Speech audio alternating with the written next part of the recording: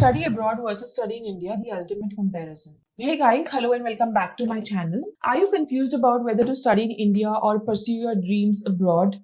This is one of the biggest decisions you'll ever make. And trust me, it is not just about choosing a country. It is about choosing your future.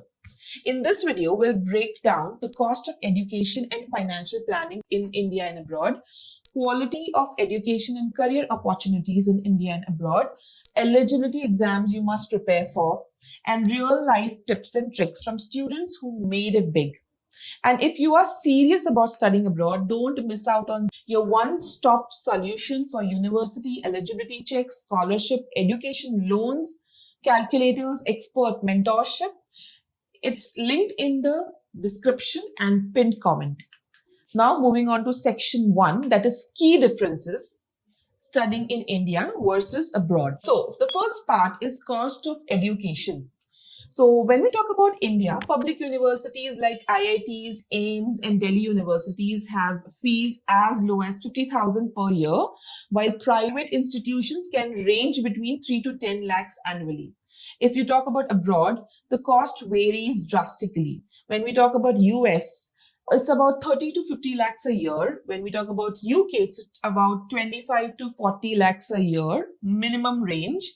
Germany, 10 to 20 lakhs a year. Mostly tuition fees in public universities in Germany are free, but living expenses apply. Let me give you a pro tip. Explore fully funded scholarships like DAAD, D-A-A-D for Germany, Schenning in UK, Fulbright in US. Next, talking about the quality of education and research opportunities. In India is strong in theoretical foundations with focus on competitive exams. STEM fields dominates. The research funding is growing but still pretty limited.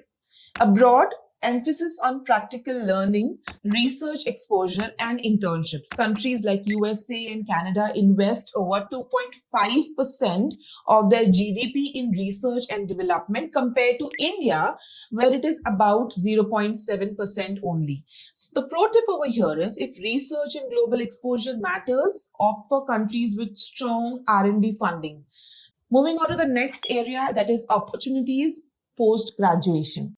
When we talk about India, IT, finance and civil services are the strongest industries. Salaries start around 4 to 10 lakhs per annum for fresh graduates in most fields. When we talk about abroad, work visa policies in Canada, Australia and Germany allow students to stay back and work after graduation.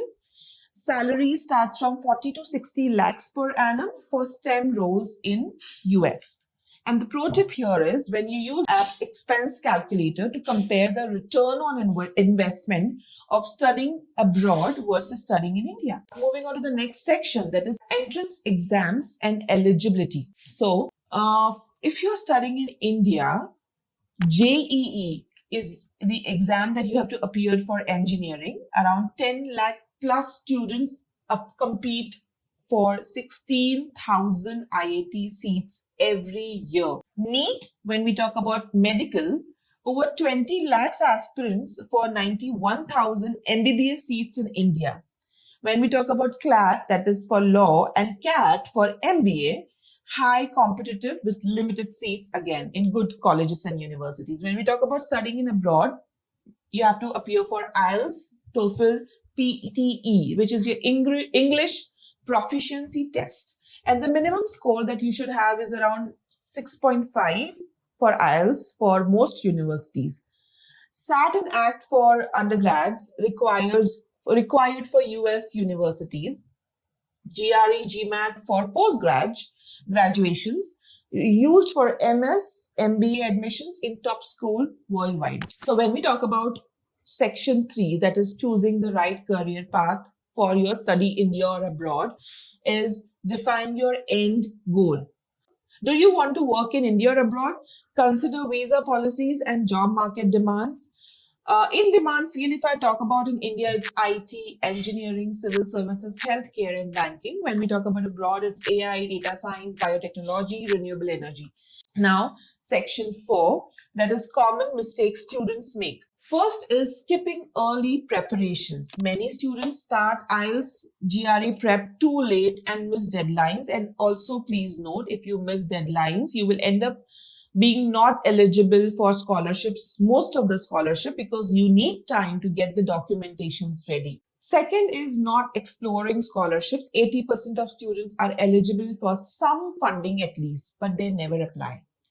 Ignoring application deadlines, missing an early deadline can cost you a seat at top universities. Now, moving on to the section 5, that is pro tip for success. First tip, start solving exam style questions from day one instead of waiting for syllabus completion. Second, treat your application essays like a marketing pitch. Tell your unique story. Please do not use chat GPTs to write your application essays. Very important. Use LinkedIn to connect with current students from your dream universities for insights. And if this video helped, hit like and share with your friend. Subscribe for more. And comment below if you are planning to study in India or abroad. Let's discuss.